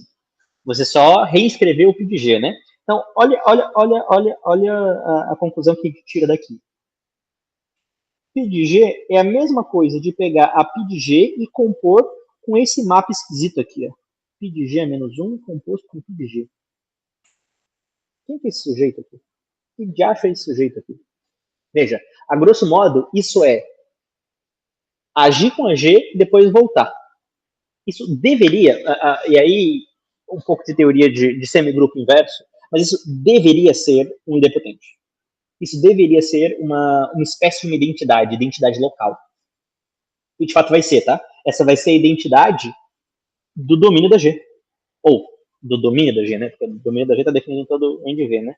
Mas isso deveria ser um domínio local. Isso dava para ter visto, dava para ver nesses exemplos aqui, ó. Teve alguns momentos, nesse daqui, ó, onde eu compus esses dois caras aqui, ó. E quando eu compus esses dois caras, olha quem eu obtive. Não, acho que eu deveria... Isso. Ah, tá. Calma aí que eu tenho que tomar um cuidado com os índices, né? Tá. Eu compus esses dois caras. Isso aqui deveria ser o domínio do A ao quadrado. Isso aqui deveria ser igual à identidade no domínio da função a quadrado. Tem que ter mais cuidado com a menos 1, né? Enfim, aquela péssima escolha que a gente fez lá atrás de chamar o domínio da G de G a menos 1. Esse cara deveria corresponder ao domínio do A quadrado. E de fato dá, ó. Esse cara é essa matriz aqui. E se você olhar com calma, você vai ver que tudo bem, é 0 aqui, mas na segunda perna, né? Mas nesse espaço vetorial aqui, vocês conseguem ver meu cursor? Ou ele está muito pequeno? Não consegue? Não é visível, não. Que droga. Mas nesse espaço aqui, ó, no espaço vetorial só gerado por y, olha só o que acontece aqui. Arthur, É a você pode identidade. usar o laserzinho que tem ali, Esse, né? que aí fica Esse, né? mais fácil de Sim, ver. de fato, de fato. Mas, ó, esse cara aqui corresponde à identidade nessa entrada. Corresponde à identidade nessa entrada. Então, ela é uma identidade local. Não é uma identidade para o espaço vetorial todo, mas é sim uma identidade para um pedacinho dela. Bom, enfim, aqui só divagando no exemplo, mas deixa eu exprimir esse cara. Então, a gente vai fazer o seguinte, ó, vamos definir o seguinte operador. Ó. Nesse caso aí, em que você está, é como se fosse a composição vai ser uma identidade à direita. Exatamente. Uhum. É nesse sentido que é o idempotente, né? Que ele é idempotente porque se você compor essas duas, se você fizer a composição disso com ela mesma, dá ela. E do ponto de vista dos operadores, que são 3 ali, entre aspas, está ensanduichado, aquilo que está em parênteses na direita, ele serve como se fosse uma inversa à direita. Então, nesse universo de funções parciais, você perde... Não, identidade. Ali vai dar identidade mesmo, né? Que isso. É linear, desculpa. Isso, Uhum. isso. Uhum. Continua, desculpa. Não, mas é que você falou, no caso lá das funções parciais, isso seria como se fosse a identidade à direita e à esquerda, porque aí você não vai ter linearidade, né? Não vai dar identidade, de fato. Sim. E tá aqui. Essa mesma expressão, se você só trocar o parênteses de associação, você vê que esse cara aqui, ó, corresponde a uma identidade no domínio da G, e esse cara aqui corresponde a uma identidade não mais no domínio, mas onde a G chega, ou seja, na imagem de G. Na imagem de G. Tudo bem? De novo, aqui funciona melhor como imagem, tá? Esse cara, chamar de domínio é forçar a barra, tá? Chamar isso aqui de domínio é forçar a barra. Π de G está definindo o espaço vetorial todo. Então, domínio virtual, não é um domínio real, tá? É um domínio virtual. Bom, tudo bem. Então, eu vou fazer isso, ó. Então, para todo G em G, definimos a transformação linear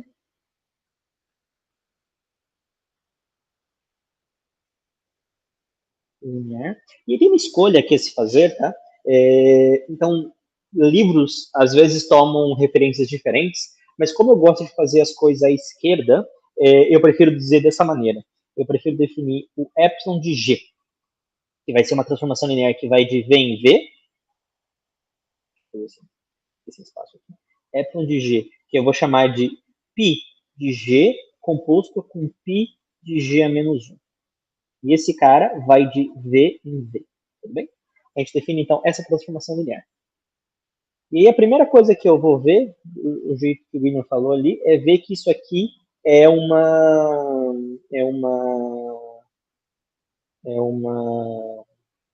idempotente. O que significa é que bom, vocês vão ver o que significa agora, tá? É uma transformação. A gente define a seguinte transformação linear. E note que ela satisfaz a seguinte propriedade. O que acontece se eu faço epsilon de G composto com epsilon de G? Bom, vamos lá. O que é isso? Isso é π de G. Π de G composto com π de G a menos 1, composto com π de G, composto com π de G a menos 1. Tudo bem? Repare que eu tenho Gzinho e eu tenho a sua testemunha. Eu tenho Gzinho e aqui eu tenho a testemunha. Se eu tenho a testemunha, então eu posso compor as pessoas que estão imediatamente à sua esquerda. Eu posso multiplicar os subíndices. Então, isso aqui vai dar π de G composto com π de G a menos 1, G composto com π de G a menos 1. Opa, mas G a menos 1 com G é o trivial e isso é a identidade. Então, isso volta a ser simplesmente π de G composto com π de G a menos 1, que é o que eu chamei de epsilon de G. Então, veja, é uma transformação linear que quando você compõe ela com ela mesma, dá a identidade. Quando você compõe ela duas vezes, dá a própria função. A gente tem um nome para esse tipo de transformação linear. Vocês lembram do nome? A gente chama esse tipo de construção a gente chama esse tipo de função de projeção. O que a gente tem aqui, então, é uma projeção. Logo, epsilon de G, que a princípio vai de V em V, é uma projeção.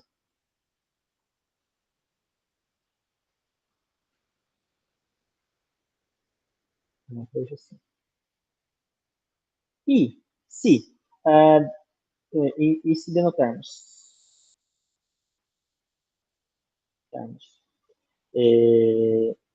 WG como sendo epsilon de G de V, né, o subespaço, a imagem dessa projeção, a equação epsilon G ao quadrado igual a epsilon G nos diz que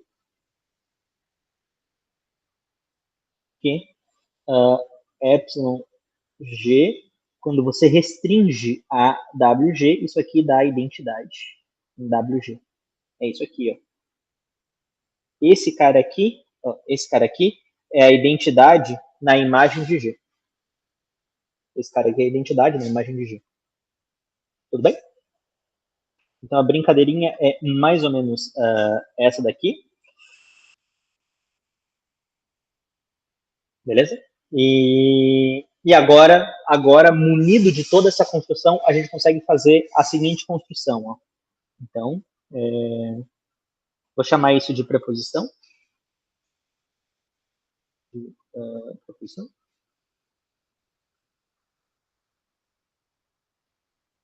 Seja G em V uma transformação, uma representação parcial.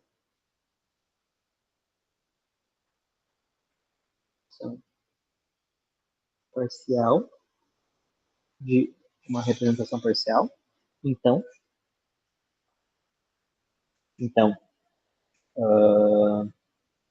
peraí. Parcial.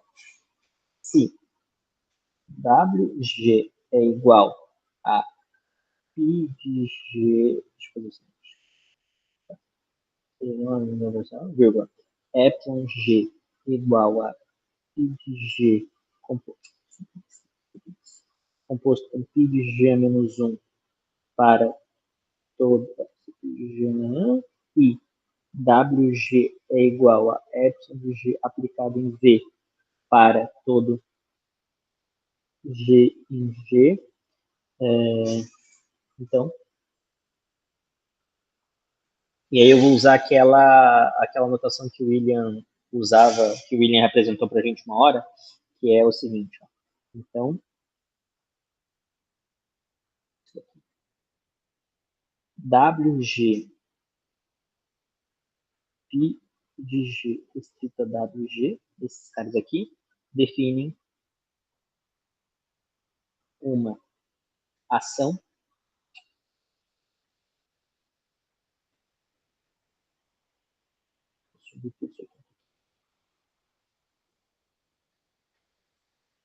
define uma ação parcial de G em V. Ação parcial no sentido que o William definiu para a gente. Então, quais são os domínios? Esses caras. No caso, imagens, né? O domínio seria se você colocasse o inverso aqui. Tudo bem. Quais são os domínios? Esses caras. E quais são os morfismos? Esses caras aqui. Desse jeito, você tem, então, uma ação parcial do jeito que o William definiu para a gente ontem. Vem que o salto é muito mais sutil, né? O salto natural é você partir de representação parcial a ação parcial. Mas de ação parcial para representação parcial é mais difícil. Porque de representação parcial para ação parcial, você, a princípio, tem que estender os seus mapas que estão definidos parcialmente. Só como eu disse para vocês, se você toma complementos diferentes para os domínios, você vai ter morfismos diferentes. Então, o salto de representação parcial para ação, de ação parcial para representação parcial é mais complicado. O salto natural é fazer o contrário. Partir de representação para ir para ação. Mas aqui é a ação parcial do jeito que o William fez. Do jeito que o William fez para a gente ontem, de pensar em morfismos definidos em domínios específicos, com propriedades específicas, e arear aquela equação que só é uma extensão, tá? Que é assim que faz. Desse jeito, esses caras aqui se tornam transformações lineares e esses caras aqui se tornam subespaços vetoriais. E aí você vê que as coisas são, né, as funções estão só restritas ali, né? Elas são, na verdade, globalmente definidas. Mas as composições nem sempre funcionam perfeitamente. Bom, então tá assim que liga ação parcial com representação parcial, mas eu gostaria de fazer mais uma coisa que você não pode fazer para ação parcial, que é aplicar a função em domínios que não são dela. Você pode fazer isso aqui. Você não podia fazer isso lá em ação parcial. Para você definir, você tem que se preocupar se ela está no lugar certo, mas aqui você pode. Arthur, só um instante. Essa proposição que você mostrou para a gente agora ali no final, ela mostra que, assim, um jeito talvez de pensar é que enquanto a ação de grupo e representação de grupo é intimamente ligado, porque basicamente você está fazendo o grupo agir no espaço vetorial, representação de grupo e ação parcial de grupo, meio que você pode estudar as coisas em separado, né? Assim, você não precisa saber a ação parcial para definir uma representação parcial. Você pode estudar a ação parcial por si só, estudar a representação por si só, e você consegue criar ações parciais a partir Perdão, isso, você consegue criar ações parciais a partir de representações parciais. Mas elas são meio que artificiais, assim, de certa forma, né? Sim. Não é tão orgânico dentro da teoria, igual é conectado a parte de ação e representação global, né? Exatamente. A ideia é que esse salto é menos natural. Esse salto é menos natural. E aí, por isso que hoje em dia, se você quiser estudar a representação parcial desse ponto de vista e ação parcial, são áreas que estão em paralelo, assim. Tem gente que transita bem uma com a outra, mas você não precisa, assim. Se você quiser enfiar tua cabeça em ação parcial, você nunca precisa ouvir falar de representação. Se você quiser enfiar tua cabeça em representação, você nunca precisa ouvir falar de ação parcial.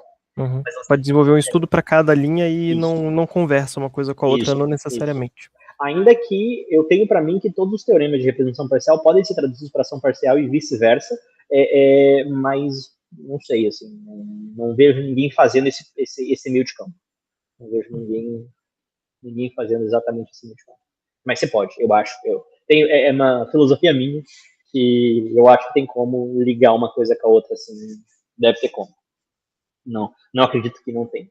Bom, que no caso de ação global e representação global, o salto é trivial, entende? É muito tranquilo, assim, é só você mudar a perspectiva. Aqui não. Aqui tem de fato novidade. Sim. Então, o que a gente pode fazer aqui, que a gente não pode fazer em ação parcial, é aplicar funções em domínios diferentes, certo? Então, eu vou chamar essa parte de mudança de domínio.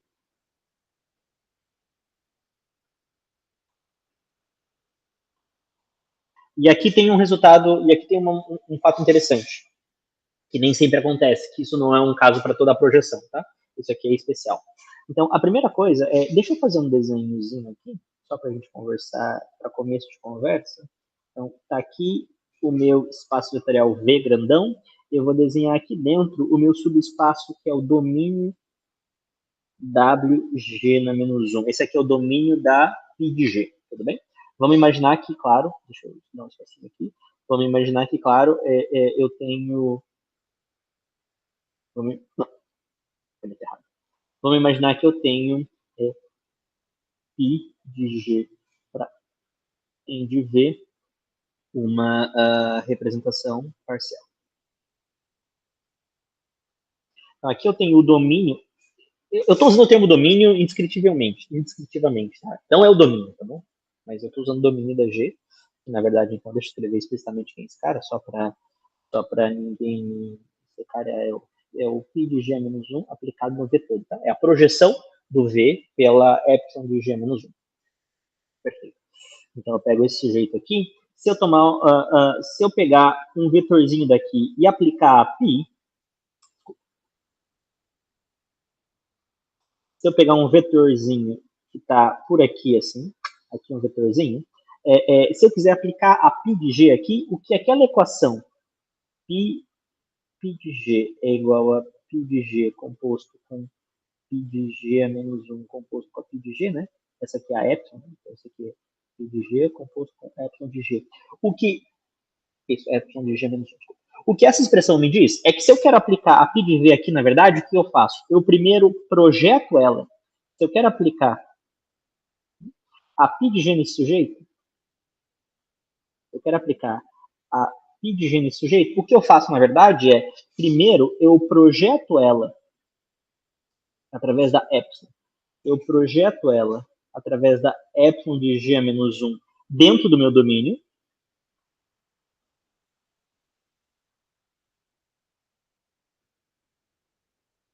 Isso. Eu projeto ela primeiro dentro do meu domínio. E aí, quando eu estou aqui, aí sim eu aplico a P de G. Aí sim eu aplico a P de G. P de G. E a verdade é que eu caio no mesmo ponto que eu estava antes. Acho que essa daqui eu deveria mudar a ordem dela. A verdade é que eu caio no mesmo lugar de volta. Que é única e simplesmente que é única e simplesmente um elemento que vai cair na imagem aqui. Por que esse ficou mais fino? Não entendi. Assim ficou mais grosso do que desse lado, é isso? É, sabia disso, né? Tá. E esse cara é o domínio da G. É, a imagem da G, perdão. Que é, a saber, né? Esse cara aqui. É epsilon de G aplicado em V. Perfeito. E aí tá aqui, esse pontinho aqui, que vai ser a resposta dessas duas, né? Que vai ser a igualdade que a gente tem. De G composto com epsilon de G menos 1 de V. Perfeito, é isso aqui. Legal. Então, vamos fazer o seguinte. Como, na verdade, esses espaços vetoriais, como, na verdade, as outras funções, a phi de h e sucessivamente, está definido no espaço todo, o que acontece quando eu aplico π de h nesse cara aqui? O que acontece quando eu aplico π de h nesse cara aqui? Sei lá, vamos testar. Então, agora calculemos. Mas antes, deixa eu fazer um desenho para a gente ver se a gente consegue sentir quem que vai ser esse sujeito. Vou fazer aquele desenho que o William fez para a gente já... Ah, eu já tenho ele aqui, né? Eu vou só copiar ele lá de trás. Se bem que ele está muito longe, talvez eu devesse ter refeito esse desenho. Simplesmente copiar ele aqui.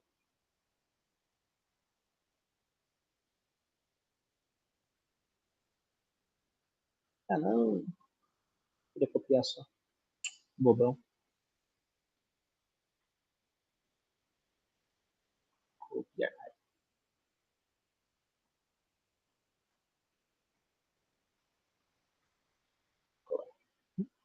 Tá.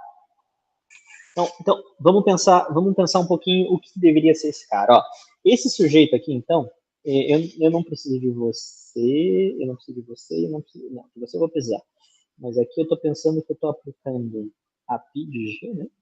Mas eu não preciso também de você por enquanto. Eu só vou pensar que eu estou aplicando a P de G. Então, esse sujeito aqui, ó, não tem problema ter as outras informações. Tá. Esse sujeito aqui no canto, P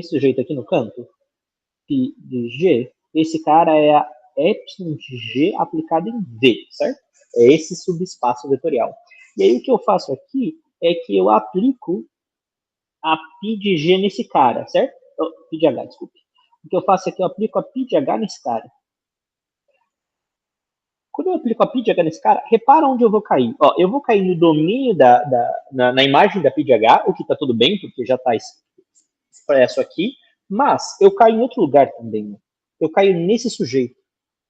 Então, em termos das projeções, eu vou cair no epsilon de H. Deixa eu escrever em verde para ficar igualzinho ali. O que deveria acontecer é que quando eu aplico π de H nesse subespaço, né, se eu aplicar π de H em WG, eu deveria cair dentro, esse cara aqui, isso, eu deveria de algum jeito cair dentro de H em WG, eu deveria de algum jeito cair dentro do domínio da interseção εHW, εHV, com εGHV. Eu deveria cair aqui dentro, certo? Então, deve ter alguma coisa relacionada ao epsilon de H e ao epsilon de GH. Ou de HG aqui. Deixa eu pensar. Ah, é o HG, né? Não, é GH mesmo. Tá bom. Eu só tô confuso porque tá dando o contrário. Deixa eu pensar. Esse aqui deveria ser o domínio. Ah, é verdade, eu inverti aqui. Tá certo, né? Porque primeiro eu faço a G, depois H. Então é HG. Isso. Bem melhor. HG. Perfeito. Eu deveria de algum jeito cair aqui dentro. Vamos ver quem que deveria ser esse sujeito, então. Vamos ver quem que deveria ser esse sujeito efetivamente. Então, calculemos.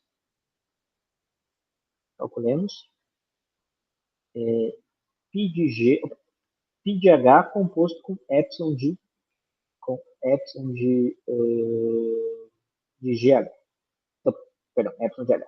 Calculemos esse sujeito aqui. Vou fazer isso na próxima página. Pi de H composto com epsilon de G.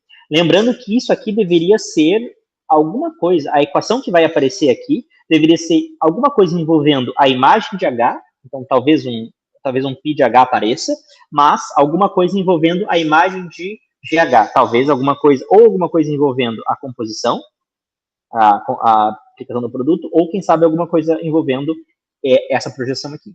Uma das duas coisas. Deveria envolver talvez uma composição entre essas duas, talvez não nessa ordem. Bom, vamos descobrir. Mas deveria ser alguma coisa nesse sentido aqui. Então vamos ver. Isso aqui é Pi de H composto com Pi de G composto com Pi de G a menos 1. Bom, mais uma vez, olha a testemunha aqui, né? Mais uma vez a gente tem aqui a nossa queridíssima testemunha. E se a gente tem a testemunha aqui, a gente pode compor na primeira entrada. Então isso aqui vai ser Pi de HG composto com Pi de G a menos 1. E aqui que vem o pulo do gato. Olha só, aqui eu já tenho a Pi de HG. Mas para eu cair no domínio da Pi de HG, um jeito é, por exemplo, aplicar Pi de HG, o outro é aplicar a projeção. Então eu vou fazer o seguinte, eu vou lembrar que a projeção é epsilon, lembra disso? Epsilon de HG é a identidade na imagem da Pi de HG. Perfeito? Então tudo bem se eu colocar aqui na frente a epsilon de HG. Bom, eu vou fazer isso com calma, mas tudo bem se eu colocar a Pi de HG composto com Pi de HG a menos 1 composto com Pi de HG. Eu sei, parece um salto, o que está acontecendo, meu Deus do céu, para o ônibus que eu quero descer, mas olha, como esse sujeito aqui é a testemunha desse cara aqui, ó, eu poderia compor esses dois. Eu poderia multiplicar os subíndices. E quando eu multiplico os subíndices, eu ganho a identidade de volta. Tudo bem? Então, só incluir nada, só incluir a identidade. Eu sei que não parece, mas eu só incluí a identidade. Eu só incluí a identidade à esquerda dele. Bom, mas se esse sujeito aqui, deixa eu usar o laser, mas se esse sujeito aqui é a testemunha desse, o contrário também funciona.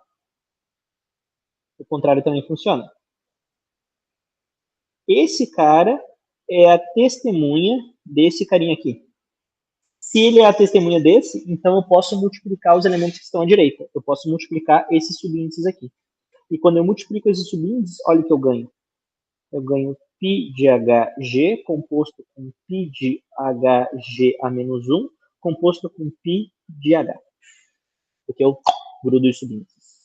E aí, olha o que eu encontrei. Eu encontrei epsilon de epsilon de HG composto com Pi de H. Opa, então, olha só que interessante. O desenho fica mais ou menos assim, né? Está aqui o espaço vetorial Vzão. Nosso espaço vetorial Vzão. A imagem que a gente tem... Olha, eu peguei o parênteses. Tá. A imagem que eu quero que vocês tenham na mente é isso. Então, está aqui o domínio a imagem da G. Eu pego um vetorzinho aqui, um vetorzinho V. Se eu quiser aplicar Pi de H nesse sujeito, Bom, é a mesma coisa de lembrar. Opa, peraí. Se esse cara está no domínio da GH, se esse cara está nesse subespaço, é porque, na verdade, existia um outro vetorzinho U aqui. Deixa eu deixar esse cara um pouquinho mais para baixo, talvez. Ver. Se eu quiser aplicar a π de H nesse sujeito, é a mesma coisa de lembrar. Opa, peraí. Se esse cara está aqui, então é porque ele é a projeção de alguém, um Uzinho aqui, e eu projeto aqui através da epsilon de G. E aí, esse sujeito, o que eu posso fazer? Eu posso simplesmente aplicar agora a π nesse cara, aplicar a π de H nesse cara, eu caio em um sujeito aqui, e aí depois eu projeto esse cara de novo. Deixa eu ver aqui melhor. Aqui. E aí depois eu projeto esse cara, aí sim, na imagem de H. Ou na imagem de HG, pode ser.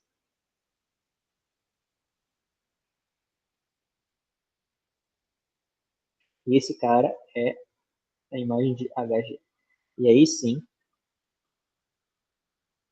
aqui. E quando eu projetar esse cara pelo epsilon de HG, eu caio nesse mesmo sujeitinho aqui, que é a composição de H composto com epsilon G de U, que é a mesma coisa de fazer epsilon HG composto com pi H, composto com pi H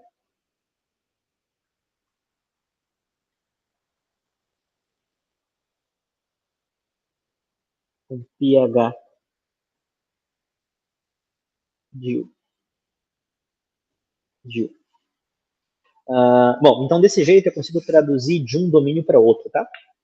E a última coisa que eu quero mostrar para vocês, a última coisa que eu quero mostrar para vocês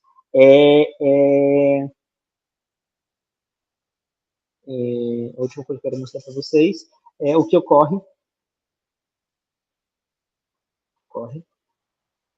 quando fazemos as duas projeções ao mesmo tempo. Fazemos epsilon de G e epsilon de H ao mesmo tempo. Ou não é bem ao mesmo tempo, né? Mas é uma depois da outra. Então, vamos lá. Epsilon de G composto com epsilon de H. Isso aqui é a mesma coisa que π de G composto com π de G a menos 1 composto com epsilon de H.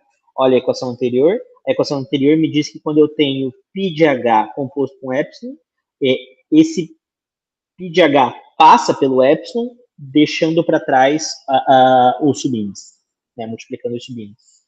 Então, isso aqui vai ser, esse π de G fica aqui, aí esse cara passa para lá, deixando a testemunha ali atrás, composto com π de G a menos 1. Talvez não seja uma boa ideia usar o termo testemunha, né? Mas deixando um pedaço do subíndice aqui atrás. E agora eu posso passar o outro também, isso aqui vai ficar epsilon de H, simplesmente, né? Quando eu multiplicar H por G menos 1, eu ganho só o H, composto com π de G, composto com π de G menos 1. Opa! E esse segundo sujeito é simplesmente epsilon de H, composto com epsilon de G. Resumindo o processo, aquelas projeções que eu ganho com as representações parciais, elas são comutativas. Isso é uma propriedade que não é comum para projeções, tá? As projeções não são desse jeito normalmente. Não é sempre que isso acontece, tá? Não é sempre que isso acontece. Mas uma conclusão disso, uma conclusão dessa conversa, ou pelo menos dessa parte aqui, uma conclusão disso é que se você quiser calcular a interseção desses domínios, o que você faz é simplesmente pegar epsilon de H composto com epsilon de G e aplicar em B. Tudo bem? É isso. É isso aí. É isso aí. É isso aí. E agora, deixa eu mostrar por que isso aqui é interessante. Por que é interessante a gente poder olhar desse jeito? Não, quer saber? Eu vou terminar essa aula com exemplos. Acho que é melhor para a gente ficar com essa sensação de que a gente conhece alguns exemplos, pelo menos. Mas eu só vou, rapidinho, assim, me permitam 15 segundos só falar. O ponto é que quando a π não é multiplicativa, tudo bem? Ela não é multiplicativa, né? Então, deixa eu fazer essa observação só em vermelho, rapidinho, e aí eu termino com exemplos. Ó, a π H Φ de G não é multiplicativa, mas ela é multiplicativa se eu aplico essa daqui na imagem da G, né? Perdão, no domínio da G, né? Ou seja, se eu aplico em G-1 aqui, se eu faço com π de G-1, aí sim eu garanto que isso é multiplicativo. Tudo bem? Aí sim eu garanto que isso é multiplicativo. Se eu estiver aplicando na imagem da... isso aqui não é imagem, né? O que eu quero dizer é que eu tenho que aplicar, quero dizer que se eu restringir isso aqui a imagem da G, a imagem da G, né? Aí sim essas duas coisas são multiplicativas. A imagem, ao domínio da G, né? Mas esse cara é simplesmente epsilon de G-1 aplicado em W.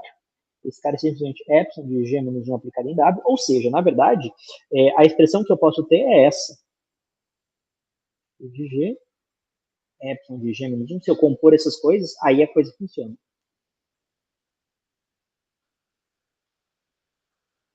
Mas você vê que para isso eu tenho que fixar o G aqui, né? Esse G está fixo, eu não posso variar. Eu posso variar o H. O H tudo bem eu variar, mas o G não. O G é fixo. Mas e se eu tomar a interseção de vários ao mesmo tempo? Mas e se eu tomar, por exemplo, a interseção de sabe, para cada Gzinho que está dentro de um subespaço, de um subgrupo? Ou mesmo, se eu pegar a interseção de todos os elementos do grupo, dos domínios de todos os elementos do grupo, aí o que a gente ganha é se você simplesmente pegar π restrita à interseção de todos, a interseção de todos os domínios, aí esse morfismo vira multiplicativo. Esse morfismo e volta a ser uma representação global.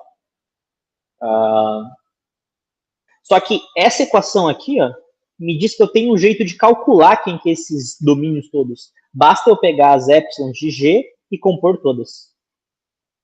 Todas. Se eu compuser todas e aplicar no espaço V, encontrar a imagem dessa toda composição, eu encontro o maior subespaço vetorial dentro de V, em que a representação parcial, quando restrita, vira global. Esse teorema vai completamente à contramão de tudo que a gente faz, né? Veja, o que a gente faz normalmente é a gente pega uma representação global, restringe a um subespaço e encontra uma parcial. Aqui é o contrário. Aqui eu estou dizendo, pega uma parcial, lá dentro tem uma representação que é global. Enfim, não vou mais me delongar nisso, me perdoem. Deixa eu terminar com 2 exemplos e aí a gente pode ir para casa não, né? Porque vocês já estão em casa. Então, aí a gente pode parar para tomar um cafezinho. Então, deixa eu terminar com 2 exemplos. Um exemplo mais geral e um pouquinho menos. Infelizmente, eu não vou ter o tempo necessário para calcular as condições do exemplo, então, por enquanto, acredita em mim, tá? Mas o primeiro vai ser natural. Assim. É meio que uma generalização do que o William fez ontem. Então, vamos lá. Seja G um grupo.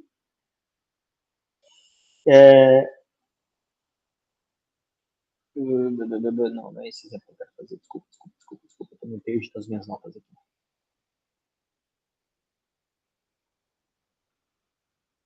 Eu estou completamente perdido. Tá bom. Seja G um grupo, vírgula, H um subgrupo de G e I, que vai de H para GLV, uma representação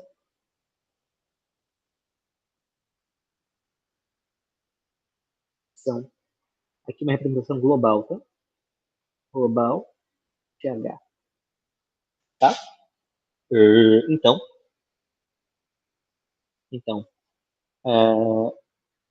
π, que vai de G para N de V, e a gente vai definir dessa maneira. Eu vou pegar um elemento qualquer do grupo e eu vou mandar em duas coisas, né? Ou vai ser φ de G, deixa eu fazer assim, desculpa. Φ de G, isso. E aí esse cara vai ser igual a φ de G se o G pertence ao subgrupo e vai levar para transformação linear nula, caso contrário. Beleza? Então, isso aqui define uma representação parcial.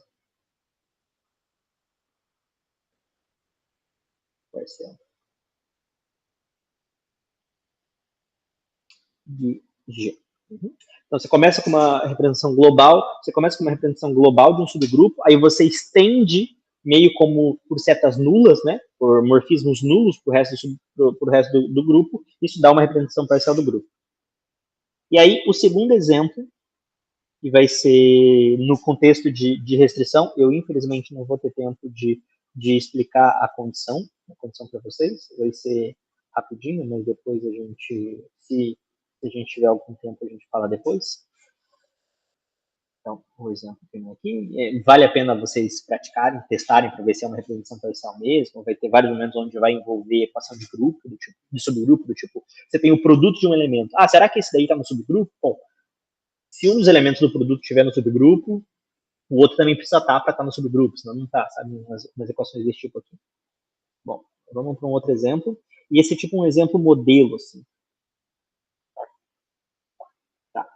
Esse é tipo um exemplo modelo, assim. Então, vamos lá. Seja V um G módulo com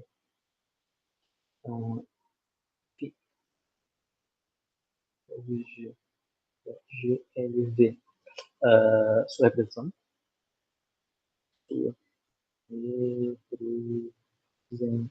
associada. Uhum. Beleza.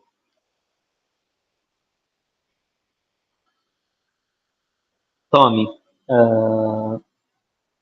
Q V para V uma projeção, isso é, o que é uma projeção, né? Aquela equação, que é o quadrado dando igual a Q. Uma projeção denote W, a imagem de Q, sendo a imagem de Q por V, certo?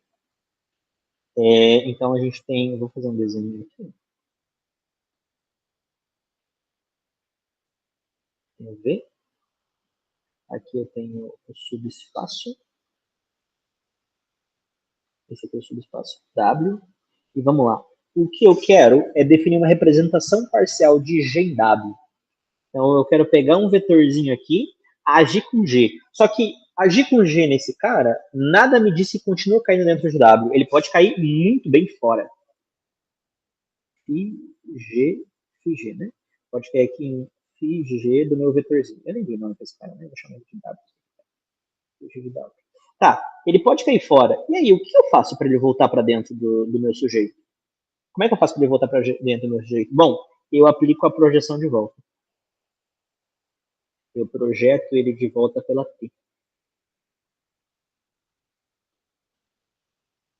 E aqui.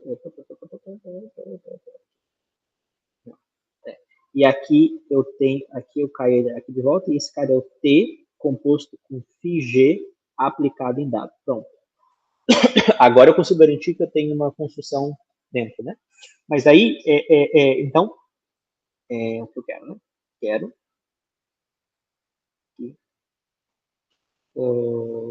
Φ, que vai de G para end de W, que vai ser o seguinte, eu vou pegar um Gzinho e eu vou levar para Φ de G, Φ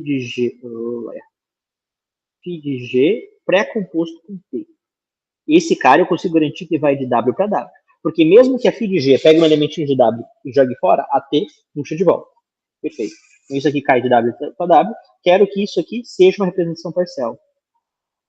Uma representação parcial. Qual é a condição que T precisa satisfazer? E aí a gente vai listar as condições que T precisa satisfazer, né? Enfim, a gente vai escrever. Isso tem tudo a ver com essa equação aqui, ó. Tem tudo a ver com essa equação aqui. Projeções se comutam. O que acontece é que eu defino representação parcial. Para que isso ocorra, consideramos novas projeções. E essas daqui, a gente vai definir T. Não, eu estou usando. Desculpa, eu me confundi nas letras, né? Eu vou mudar esse cara para T, melhor. Porque em todo o resto estou usando T, e aí se eu trocar eu vou me confundir para caramba. Melhor T. Tá. Eu vou definir T de G como sendo É o φ quadrado de igual a G. T lá em cima, né? Oi? T ao quadrado igual a T. Perfeito. Obrigado, Will. Eu defino esse morfismo aqui. Isso aqui vai ser uma projeção também. Enfim, não vou perder tempo provando para vocês que vai, mas confia em mim, vai ser uma projeção. Vai ser uma projeção também. Na verdade, isso aqui é fácil de provar. Ó, que é uma projeção, você faz φ de G composto com φ de G. Isso aqui vai dar φ de G composto com T, composto com φ de G a menos 1. Isso é para o primeiro T de G. Aí eu faço o segundo. φ de G composto com T, composto com φ de G a menos 1. Opa! Mas a φ de G lá em cima é uma global, né? φ de G, eu comecei com uma representação global.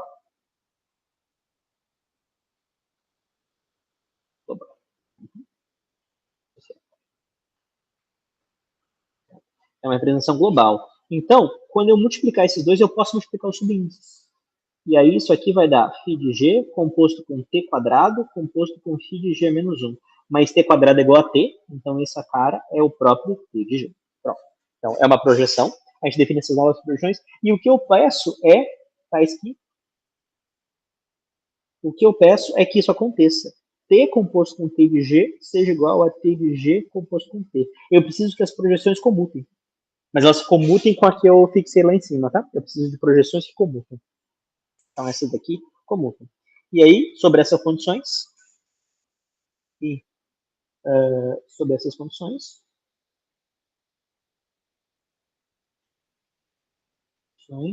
então, sobre essas condições, π que vai de G para N de W, isso é, pega G e manda para φ de G definido dessa maneira, T composta com a φ de G, aqui vai de W para W, é uma representação parcial.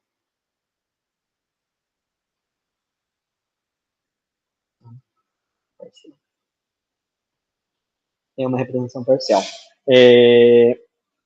Tá, o exemplo termina aqui, vale a pena vocês fazerem essas contas, eu recomendo que vocês façam essas contas, mas isso me diz que eu tenho uma espécie de uma construção, para quem sabe, funtorial, mas para quem não sabe, só uma construção, que faz o seguinte, você pega representações parciais, desculpa, você pega representações globais, né? Representações de G associada a esses T's, né? Não é bem as representações parciais, eu preciso de mais coisas, eu preciso dessas projeções. Colocar assim fica ruim, né? Porque eu preciso de uma projeção para cada uma projeção diferente para cada representação, tudo bem? Mas eu preciso de um cara a mais, então eu vou colocar uma estrelinha aqui. Isso manda para representações parciais de G. Então, meio que eu tenho aquela construção que volta, né? Então, aqui eu tenho uma representação, contanto que eu tenho uma projeção desse tipo aqui, uma projeção que satisfaz essa condição. Se eu tiver uma projeção que satisfaz essa condição, então, se eu fizer... deixa eu usar aqui. Então, então, isso aqui, π de V, e aí eu faço T composto com φ. Isso aqui é uma representação parcial.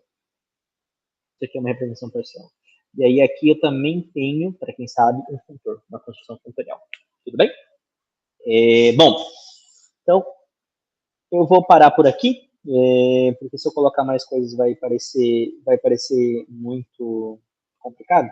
Mas então o que eu gostaria que vocês tirassem da aula de hoje é que as representações parciais são parecidas com as ações parciais, a ideia, a filosofia que está por trás está parecida, mas a construção é um pouco mais sofisticada, um pouco mais delicada, e o salto de representações parciais para ação parciais envolve olhar essas projeções. Essas projeções que são muito bonitas, elas comutam umas com as outras, o que não é o caso para todas as projeções, vai por mim, projeções nem sempre comutam, essas projeções são de fato bastante especiais, tá? E, dado uma representação, aparentemente a gente consegue ir e voltar de representações parciais, a gente consegue construir representações normais, de representações normais a gente consegue construir representações parciais. A única dúvida é, será que se a gente sair de representação global, for para uma parcial, voltar, a gente cai no mesmo lugar ou não? Isso a gente deixa para amanhã. Obrigado, Arthur. Esse seu exemplo por último aí tem uma versão análoga para ações parciais que amanhã eu vou começar por ele, mas a grande ideia é você partir de uma coisa que está globalmente e você refinar a sua simetria para ela ser parcial, né? Como que você cria uma coisa parcial a partir de uma global, e a pergunta contrária, né? Será que toda parcial vem de uma global associada dessa maneira? E esse é o assunto com o qual a gente encerra amanhã. Arthur, só para ficar dentro do contexto aqui, tem algum material que você recomenda para quem tiver interesse? Porque isso que você nos apresentou é o começo da ideia de representações parciais, daí para frente, diferente de teoria de representação, não vai para caracteres e coisas do tipo, começa a se estudar álgebras das representações parciais, né? E daí você vai classificando as álgebras, você vai entendendo fórmulas e coisas do tipo. Então... eu tenho aquele texto que você já sugeriu ontem do Eliezer, eu acho ele bom para principalmente entender esse salto. E um que estuda puramente representações parciais, o artigo de 2001, do Axel, do Piccioni e do Michel, do Kuchev, isso. Ele faz basicamente isso, assim. E se vocês esperarem até o final da semana, quem sabe o começo da semana que vem, tem um artigo meu do Javier e do Eliezer, que vai estar no archive, e vocês podem usar também. Eu vou colocar no contexto de álgebra de Hopf daí, né? Não. Representações parciais de grupo. De grupo também? Sem nada de hop. Sem nada de hop, a gente se mantém em grupo. E aí eu faço bastante continho usando essas construções.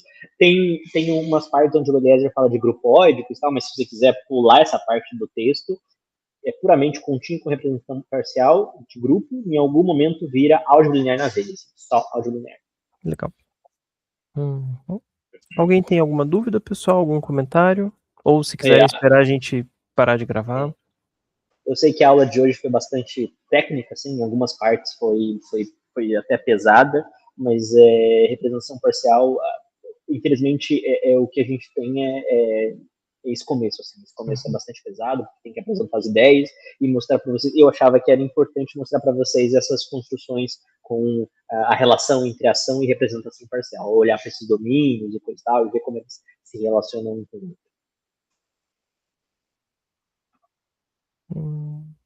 Então, obrigado, Arthur, ficou muito bom, muito legal mesmo. Assim, ficou bem intuitivo, obrigado pela apresentação. E aí a gente volta amanhã, pessoal, com a última. Né? E aí amanhã a dinâmica vai ser um pouquinho diferente, né? Que como é o último dia e para a gente tentar fazer o curso ser autocontido e os assuntos conversarem, eu fico 1 hora, o Arthur fica 1 hora e a gente vai lidar com essa ideia de como você parte do global para o parcial e como você... A dúvida é possível partir do parcial para o global? Então amanhã a gente resolve esse tipo de problema. Então o primeiro problema chama restringir e o segundo chama globalizar ou dilatar. E eu vou parar a gravação por aqui.